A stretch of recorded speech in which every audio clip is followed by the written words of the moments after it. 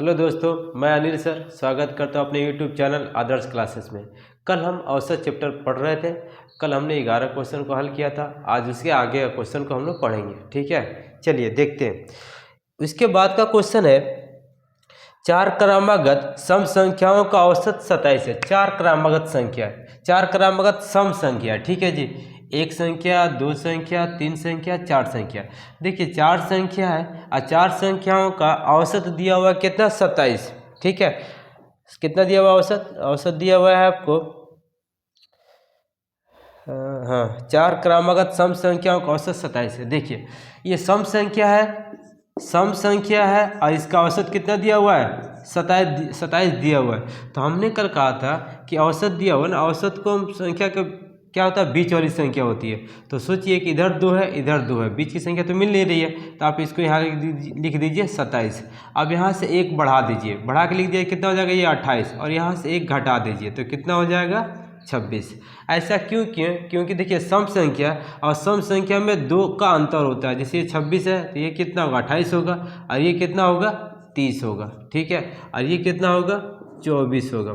क्योंकि सम संख्या में दो का अंतर होता है, आप लोग पढ़े होंगे। क्योंकि सम संख्या किसे कहते हैं, आप देख लीजिए, जो दो से कट जाए उसे सम कहते हैं। जैसे 2, 4, 6, 8, 10 ऐसी संख्या बढ़ती जाएगी, दो दो का अंतर में, ये तो सम होता है। तो अगर ये 28 है तो ये 30 होगा, ये 28 है तो ये 26 होगा, और बीच की संख्या 27 रहती है। ठीक है, तो इसको हम लोग बोलते हैं सम संख्या। अच्छा चलिए अब देखते हैं। अब आपने देखा चारों संख्या को वैल्यू निकल गया। पहली संख्या निकल गई 24, दूसरी संख्या निकल गई 26, तीसरी संख्या निकल गई 28 और चौथी संख्या निकल गई 30। अब इसके बारे में पढ़ेंगे, क्या बोल रहा क्वेश्चन में, बोल रहा इनमें से बड़ी संख्या कौन सी है। अच्छा, अब इनमें से बड़ी संख्या कौन सी है जी, 30 है। तो आंसर क्या हो जाएगा आपको, 30 हो जाएगा। ठीक है, बड़ी संख्या कितनी हो गई, 30 हो गई। चलिए आप लोग उतार लीजिए, फिर हम लोग बढ़ते आगे अगले क्वेश्चन की तरफ।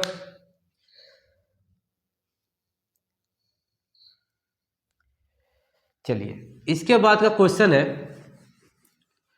क्वेश्चन बोल रहा क्या, सतत 5 विषम संख्याओं का औसत 95 है। सतत 5 विषम संख्याओं का औसत, ठीक है, 1, 2, 3, 4, 5, सतत 5 विषम संख्या। देखिए ये कौन सी संख्या है जी, विषम संख्या। विषम संख्या में भी दो का अंतर होता है। विषम संख्या किसे कहते हैं, जो दो से न कटे। कौन कौन सी संख्या है जी, देखिए 1 है, 3 है, 5 है, 7 है, 9 है, 11 है। आप यहाँ देख रहे हो सब संख्या क्या दो दो का अंतर में आती है, विषम संख्या, तो यहाँ भी वैसे ही आएंगे।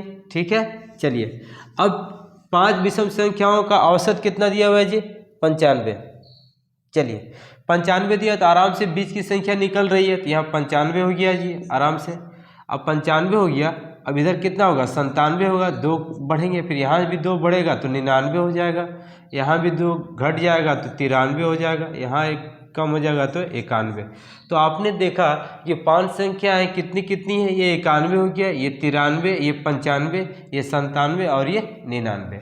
अब इसको क्या बोला किताब में, किताब में बोला अवरोही क्रम में चौथे स्थान पे कौन होगा। अवरोही क्रम में, अवरोही क्रम में बोलने का मतलब ये होता है कि संख्या को क्या होता है, घटते क्रम में सजा के लिखिए, घटते क्रम में। और वही मतलब होता है घटते क्रम में। तो इसमें सबसे बड़ी संख्या कितनी है, 99 है, इसके बाद 97 आएगी, इसके बाद 95 आएगी, इसके बाद 93 आएगी, उसके बाद 91 आएगी। ये हो गया अवरोही क्रम में। अब और यह चौथे नंबर पे कौन सी संख्या आएगी, तो देखिए 1 नंबर, 2 नंबर, 3 नंबर, 4 नंबर, कितना होगा, 93। इसलिए आंसर क्या होगा आपको, 93 चौथी संख्या। ठीक है, उम्मीद कर रहे हैं आप लोग ये सवाल समझ में आ रहा होगा। चलिए आप बढ़ते हैं अगले क्वेश्चन की तरफ।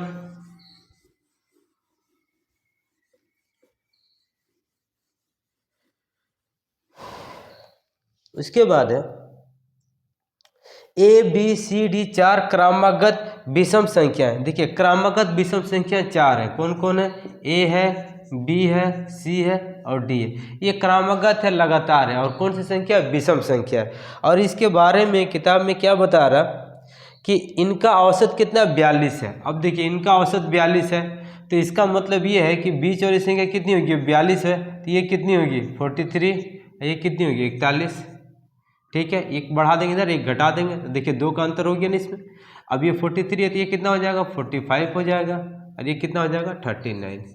तो आपने क्या देखा, यहाँ पहली संख्या ए का वैल्यू कितना आ गया 39, बी का वैल्यू कितना आ गया 41, सी का कितना आ गया 43 और डी का कितना आ गया 45।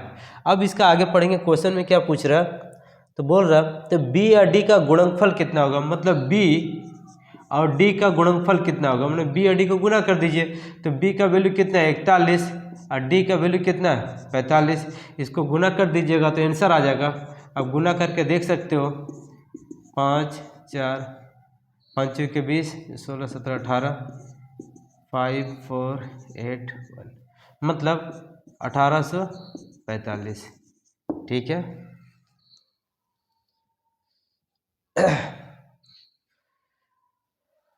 हो गया, उतार लियो आप लोग। चलिए आगे बढ़ते हैं फिर अगले क्वेश्चन की तरफ। इसके बाद का सवाल भी सेम इसी के जैसा ही है। वो क्या बोल रहा है इसमें कि 5 क्रमागत सम संख्या, देखिए अब ये सम संख्या 5 क्रमागत संख्या, मैंने 5 को क्रमागत संख्या, वो भी सम। चलिए 1 2 3 4 5। अच्छा, इनका क्या दिया हुआ है जी, अब हो रहा है इनका औसत दिया हुआ है 66। अच्छा, तो हम जानते हैं औसत दिया हुआ है 66 है, बीच वाली संख्या आराम से इधर 2 बाद हो गई, इधर 2 बाद हो गई, बीच की संख्या क्या हो गई 66 हो गई। औसत जो होता है बीच वाली संख्या फिटिंग बैठा दिए। अच्छा, अब इसके बाद देखिए ये क्या है, सम संख्या है, तो सम में भी 2 का अंतर होता है। अगर ये 66 है तो ये कितना हो जाएगा 68 हो जाएगा, ये कितना हो जाएगा 70 हो जाएगा, ये कितना हो जाएगा 64 हो जाएगा, और ये कितना हो जाएगा 62 हो जाएगा। 62 64 66 68 70। ठीक है। अच्छा, उसके बाद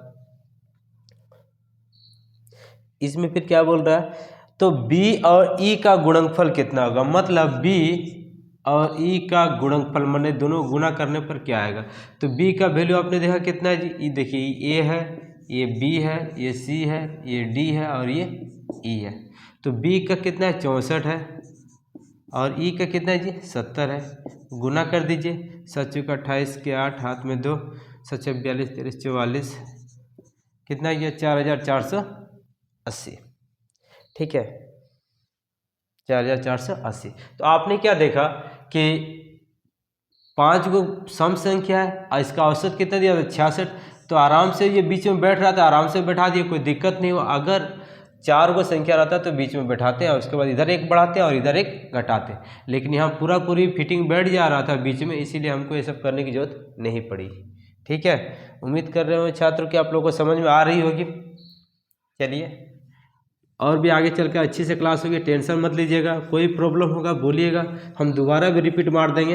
अगर आपको समझ में नहीं आएगा तो आप लोग ज़रूर कमेंट करके बताइएगा कि सर इसमें प्रॉब्लम हुआ है, मैं उसको और भी अच्छे से बताने की कोशिश करूँगा। ठीक है छात्र, उसके बाद आगे बढ़ते हैं। अब देखिए यहाँ बोला 5 क्रमागत संख्याओं का औसत x है। देखिए 5 क्रमागत संख्याओं का औसत जो है ना, औसत कितना x है।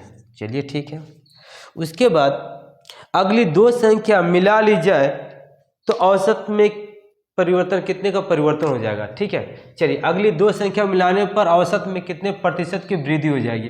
तो जब भी इस टाइप का सवाल आए ना कि 5 क्रमागत संख्या है चाहे 10 क्रमागत संख्या है, इसका औसत x है, अगली 2 संख्या मिला लेंगे तो इसका औसत में कितनी वृद्धि हो जाएगा अगर क्रमागत है तो। ठीक है, तो अब इसको कैसे बनाओगे, देखिए अगर आपको बता रहा हूँ, अगर एक संख्या बढ़ाओगे ना तो आधा % की वृद्धि होती है, याद रख लीजिएगा। अगर एक संख्या बढ़ाते हो तो आधा % की वृद्धि, अगर 2 संख्या बढ़ाते हो तो 1% की वृद्धि, अगर 3 संख्या बढ़ाते हो तो 1.5% की वृद्धि, अगर 4 संख्या बढ़ाते हो तो 2% की वृद्धि। ठीक है, याद रख लीजिएगा, जब भी बोलेगा कि इतनी क्रमागत संख्याओं का औसत इतना है, अगर अगली एक संख्या बढ़ाएंगे तो कितने % की वृद्धि होगी, तो आधा % की वृद्धि होगी। अगर 2 बोलेगा तो 1% की वृद्धि, मतलब एक संख्या बढ़ने पर आधा % की वृद्धि। ठीक है, इस तरह से आप कर सकते हो। तो यहाँ पर 2 संख्या बढ़ाने की बात कर रही है, तो 2 संख्या बढ़ेगा तो कितने % की वृद्धि होगी, तो आंसर कितना होगा 1% की वृद्धि। ठीक है, 1% की वृद्धि। ठीक है, एक संख्या बढ़ता है तो आधा % बढ़ेगा, 2 हो जाएगा तो 1% हो जाएगा। ठीक है, अगर 3 संख्या बढ़ती है तो 1.5% हो जाएगा। उम्मीद कर रहे होगा आप लोगों को समझ में आ रहा होगा। चलिए इसका आगे बढ़ते हैं अगले सवाल की तरफ। चलिए इसके बाद है बड़ा m संख्याओं का औसत n² है। देखिए m संख्या का औसत कितना है, n² है, तो संख्या को औसत से गुना करेंगे तो क्या निकल जाएगा, योग निकल जाएगा। कितना हो गया, mn²। अच्छा, उसके बाद दूसरा फिर लाइन में क्या बोल रहा है कि n संख्या है, n संख्या है, इसका औसत कितना है, m² है। तो जब संख्या n है और औसत m² है, जब गुना करेंगे तो क्या निकल जाएगा, योग निकल जाएगा। कितना योग आ गया जी, m² n। ठीक है, अब दोनों संख्या को जोड़ेंगे तो यहाँ m है यहाँ n है, तो संख्या जोड़ेंगे तो कितना हो जाएगा, m + n। और इसका योग कितना है जी, इसका योग है आपको mn² है ना प्लस m² n। ठीक है, ये इनका योग हो गया, ये दोनों संख्या m और n का योग हो गया। अब इसका औसत पूछ रहा, तो औसत के लिए क्या करेंगे, दोनों संख्या से भागा कर देंगे, m और n से, m + n।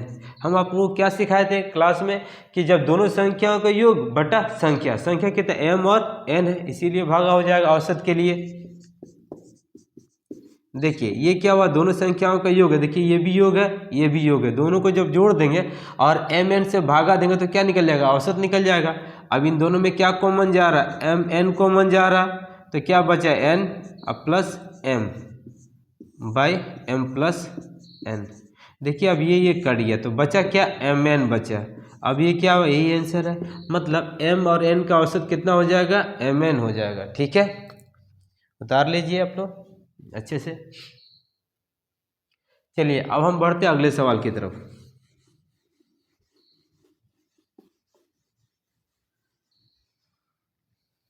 इसके बाद है 3 संख्याओं का औसत 7 है। ठीक है, 3 संख्या, एक संख्या, 2 संख्या, 3 संख्या का औसत कितना दिया हुआ है जी, औसत दिया हुआ है 7। ठीक है, अच्छा, तथा पहली 2 संख्याओं का औसत 4 है, पहली 2 संख्याओं का औसत 4 है, तो तीसरी संख्या क्या होगी। देखिए यहाँ पर ऐसा नहीं है कि आप देखो यहाँ बीच में 7 लग रहा है, इसको यहाँ बैठा दो, नहीं, ये गलत हो जाएगा। क्यों, क्रमगत बोलेगा तभी आप ऐसा लगाइएगा, सम और विषम बोलेगा तभी ऐसा लगाइएगा, और सम विषम नहीं बोलेगा, क्रमगत भी नहीं बोलेगा तो आप ये नियम उस पर मत लगाइएगा। ठीक है, क्यों, क्योंकि 3 संख्याओं का औसत 21 है, तो अब ध्यान रखिएगा, अगर 3 संख्याओं का औसत 7 है तो सॉरी छात्र, अब 3 संख्याओं का औसत 7 है तो इनका योग कितना होगा, 3 संख्या 3 से औसत को गुना कर देंगे तो क्या निकल जाएगा, योग निकल जाएगा। कितना हो जाएगा, 7 या 21। अब देखिए तीनों संख्या मिला करके, तीनों संख्या मिला कितना, 21 है। अब किताब में बोल रहा है क्या, ये 2 संख्याओं का औसत जो है ना 4 है, तो ये 2 संख्या कितनी है, 2 है, औसत कितना है इसका, 4 है, तो औसत को संख्या से गुना करेंगे तो क्या निकल जाएगा, योग निकल जाएगा, मतलब 8। मतलब ये दोनों संख्या मिला के 8 है, इन तीनों संख्या मिला के कितना 21 है। तो अब हम 21 में से अगर 8 घटा देते हैं, तीनों में से अगर ये दोनों घटा देंगे तो ये निकल जाएगा ना, तीसरी संख्या निकल जाएगी कि नहीं। तो चलिए तीसरी संख्या कैसे निकलेगा, तीसरी संख्या, तीनों संख्या मिला करके 21 है और ये 2 संख्या मिला के 8 है, जब घटा देंगे तो कितना आ जाएगा, 8 में से 11 में से 8 जाए 3, यहाँ 1 11 13 हो गया, मतलब तीसरी संख्या कितनी हो गई, 13 हो गई। उतार लो छात्र।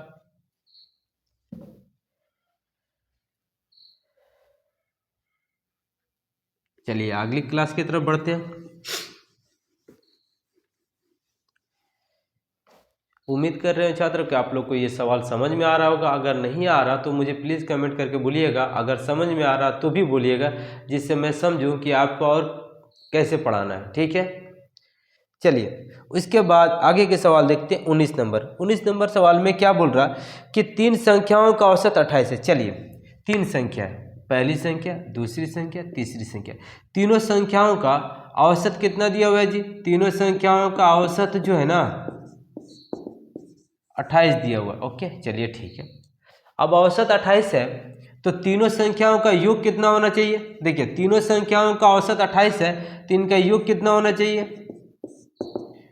28, 3 संख्या 3 से गुना कर देंगे तो 8 3 24 के 4 हाथ में 2, 3 2 6 6 2 8, मतलब तीनों संख्या मिला के कितना 84 है। क्लियर हो रही है यहाँ तक? अच्छा, अब इसके बाद बोला 3 संख्या है ना, तो 1 संख्या 2 संख्या 3 संख्या, ठीक है। अब इसके बाद बोल रहा है यदि पहली संख्या दूसरी संख्या की आधी है, मतलब पहली संख्या जो है ना दूसरी संख्या की आधी है, तो आधी करना है ना, तो इसको एक काम कीजिए, इसको 2x मान लो।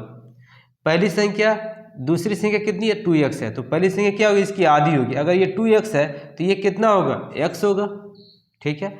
अच्छा, उसके बाद क्या बोला है कि अच्छा तीसरी संख्या, ठीक है, तीसरी संख्या दूसरी संख्या की दुगनी है। अब तीसरी संख्या दूसरी संख्या की दुगनी है, तो आप सोचो ये 2x है तो ये कितना होगा 2x का दुगना कितना होगा 4x होगा। क्लियर हो गया? अच्छा है ना, तीसरी संख्या जो है दूसरी संख्या की दुगनी है, अगर ये 2x होगा तो ये 4x होगा। अब तीनों संख्या मिला के कितना, अब तीनों संख्याओं का योग निकाल लीजिए। पहली संख्या x है और दूसरी संख्या 2x है और तीसरी संख्या कितनी है 4x है। ये तीनों संख्या मिला के कितना है जी 84 है, क्योंकि यहाँ पर बोला तीनों संख्याओं का योग 84 है। तीनों संख्याओं का योग बराबर तीनों संख्याओं का योग। अब देखिए 4 2 6 1 7, मतलब 7x बराबर 84, 7 से काट दीजिए, 7 कम 7 7 दूनी 14, x का वैल्यू कितना आ गया जी 12। और जब x का वैल्यू 12 आ गया तो हमारा चौथी संख्या कितनी है, तो चौथी संख्या कितनी है जी 4x है, 4x है, तो 4 को x का वैल्यू कितना 12 गुना कर देंगे कितना आ जाएगा बढ़ चौके 48, ठीक है। तो आंसर क्या आ गया जी बढ़ चौके 48। उम्मीद कर रहे हैं कि आप लोग को सवाल समझ में आ रही है, ठीक है। चलिए एक बार फिर से आप लोग को बता दें। देखिए क्या बोला, तीन संख्या है, तीनों संख्याओं का औसत कितना 28 है, तो अगर इसको 3 से गुना कर देंगे ना तो क्या निकल जाएगा योग निकल जाएगा, मतलब तीनों संख्याओं का योग कितना आ गया 84 आ गया। अब आगे किताब में क्या बोला है कि पहली जो संख्या ना दूसरी संख्या की आधी है, तो आप क्या करना इसको 2x मानना, क्योंकि अगर आप इसको x मानोगे ना तो इसको आधा करोगे तो x/2 करना पड़ेगा, तो जो बात बट्टा आ जाएगा तो आपको शायद थोड़ा सा दिक्कत हो, और दिक्कत ना हो इसीलिए आप इसको 2x मान लेना। तो 2x मान लोगे तो इसका आधा कितना हो जाएगा x हो जाएगा। उसके बाद तीसरी संख्या जो है ना दूसरी संख्या की दुगनी है, ताकि ये 2x है तो ये क्या होगा 4x होगा। ये तीनों संख्या मिला के कितना है 84 है, तो देखिए तीनों संख्या मिला के कितना है 84 है, इसलिए तीनों संख्याओं के बीच में योग। अब सबको जोड़ देंगे 4 2 6 1 7, 7x बराबर 84, इसलिए x बराबर कितना होगा 7 नीचे आ जाएगा, काट देंगे आ जाएगा 12, मतलब x का वैल्यू कितना आ गया 12। तो बड़ी संख्या पूछ रहा है, बड़ी संख्या कितना है 4x है, तो x का वैल्यू है 12, 12 बैठा देंगे गुना कर देंगे बच्चे का 48, ठीक है। मतलब बड़ी संख्या तीसरी संख्या कितनी हो जाएगी 48 हो जाएगी। चलिए इसके आगे बढ़े, चलिए आगे बढ़ते हैं।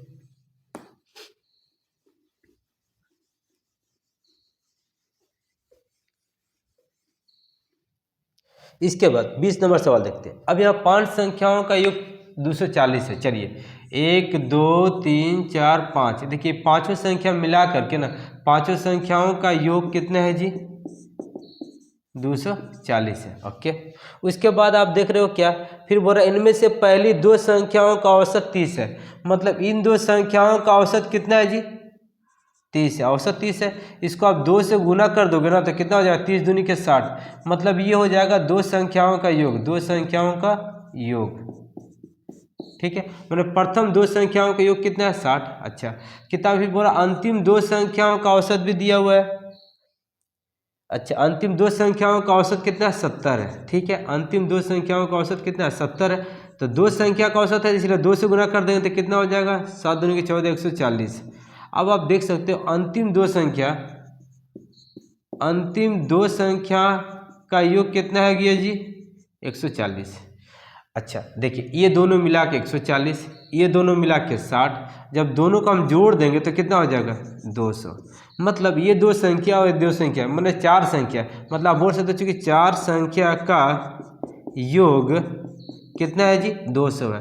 ये 2 और 2 4, ये 4 संख्या मिला के 200 है। अब पांचों संख्या मिला के कितना है 240 है, तो आराम से पांचवी संख्या निकल जाएगी। अगर पांचवी संख्या पूछ रहा है तो पांचवी संख्या आराम से निकल गया। इन दोनों का योग हो गया, इन दोनों का योग, दोनों को जोड़ दिए तो कितना हो गया 200, मान ये और ये मिला के 200 है, तो ये कितना होगा, जबकि पाँचों मिला के 240 है, तो 240 में से 200 माइनस कर देंगे तो कितना आ जाएगा 40 आ जाएगा। मतलब पांचवी संख्या या बीच वाली संख्या कितनी होगी 40 होगी, ठीक है। चलिए स्टूडेंट, आज के लिए इतना ही। कल इसके आगे का मैथ पढ़ाऊंगा। उम्मीद कर रहा हूँ आप लोगों को समझ में आता होगा। अगर समझ में आता होगा तो लाइक सब्सक्राइब जरूर कीजिएगा और खासकर कमेंट जरूर कीजिएगा कि आपको ये क्लास कैसा लग रहा है। ठीक है स्टूडेंट, थैंक यू।